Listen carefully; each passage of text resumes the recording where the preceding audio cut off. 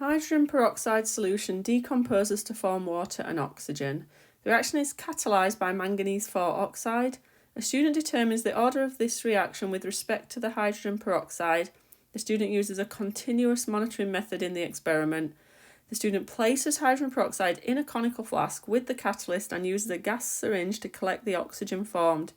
The student records the volume of oxygen every 10 seconds for 100 seconds. Explain why the reaction is fastest at the start. Well, this reaction is fastest at the start because at the start is when you have the most hydrogen peroxide present, and we need to think about words that relate to rate. So at the start,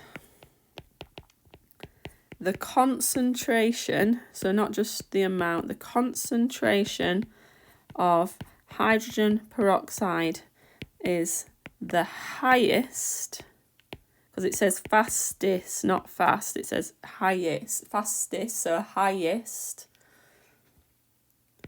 So there are more successful collisions per unit time, or more frequent successful collisions, but some time measurement in there. The graph shows how the concentration of hydrogen peroxide changes with time. Tangents to the curve can be used to determine the rate. Draw a tangent to the curve when the concentration is 0.05, so when the concentration on the y-axis there is 0.05, and use it to calculate the gradient of the curve at this point. So we need to take our ruler and we need to be placing it on our graph in line with the curve at that point. So sometimes it takes a little bit of fiddling with your ruler. You want to be looking at your line and you want to be checking that you feel confident that that is the tangent to the curve. So like the curve is like an eyeball or like a contact lens going away from that point equally. And there'll probably be a range of correct answers.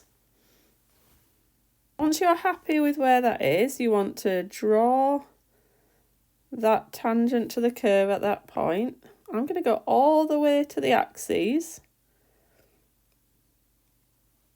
I'm just going to redo that because it was a little bit further away. It's a little bit of a tricky thing when you're doing it on a device because you don't have the same sort of control over placement that you do when you're doing it on a piece of paper. So there you go. I've got on the y-axis, I've gone all the way. If I make my triangle go all the way to the origin here, because it's 0, 0, that makes measuring my dy and my dx a little bit easier. So remember, it's the change in y over the change in x, or the rise over the run. And it's the scale goes up in 0.002s. So this is 0.074 on the y over, so this would be 50, so over 54 seconds. And I'm getting 1.37. Now it is a negative gradient, times 10 to the minus 3. In rate gradients, they're not always that sort of determined that you put that minus sign on because it's the rate of reduction. But it was a negative gradient, minus 1.37 times 10 to the minus 3. Now, the exam mark scheme for this particular question allowed an answer between minus 1.2 times 10 to the minus 3, anything up to minus 1.55 times 10 to the minus 3. So if your gradient falls within that range, you've done it okay. If you had no sign on your gradient, you would also score the marks. Then it says the concentration of hydrogen peroxide solution at time t can be calculated using this expression. So this is the thing we're trying to calculate. This is the initial concentration of peroxide. And then we've got this fraction, which is kind of showing as a percentage of volume decrease. So the max volume in the whole experiment, which in this experiment is 100. And then the volume at time t, which in our experiment here it says it's 20 centimetres cubed. So we've got 100 minus 20. So we were kind of working out 80% here of our initial concentration. Now we have to go to the graph to find our initial concentration. Where did the graph start? So we're reading off this point, and it's actually 0.083. It's between the 82 and 84 lines. So H2O2 initial equals 0.083 moles per decimetre cubed.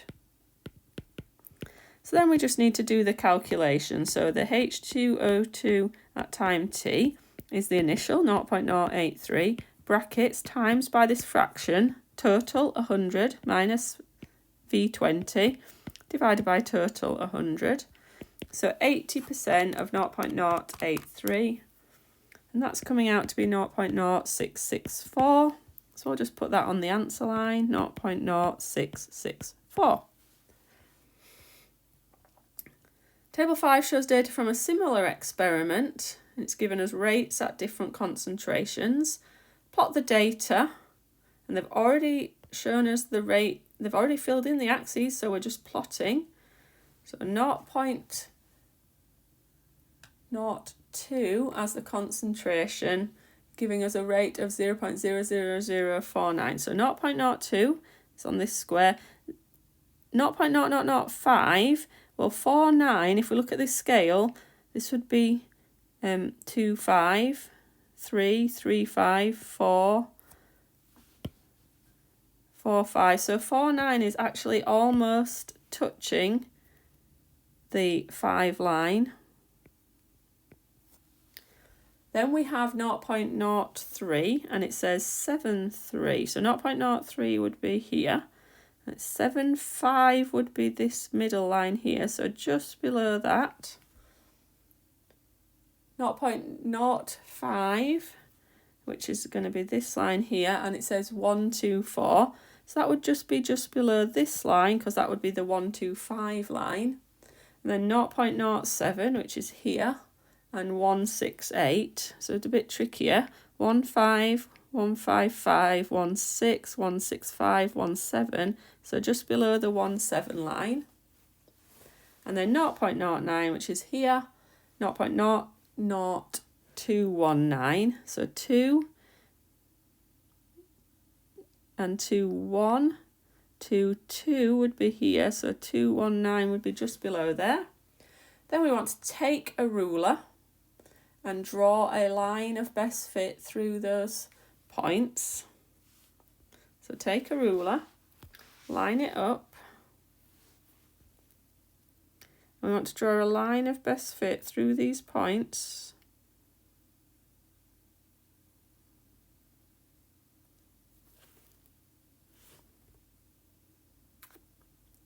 Again, this will be easier when you're not trying to do it on a computer screen.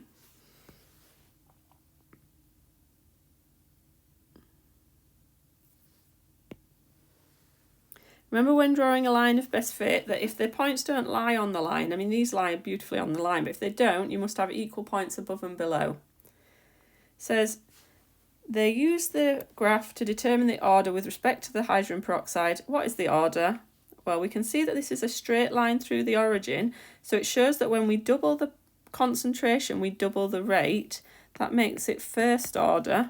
So it's a straight line, and you can't say just a straight line, you must say a straight line through the origin. And you can't just say that the graph is directly proportional, because that is you explaining. Directly proportional is an explanation of a straight line through the origin. So when something is directly proportional, the graph will show that by being a straight line through the origin.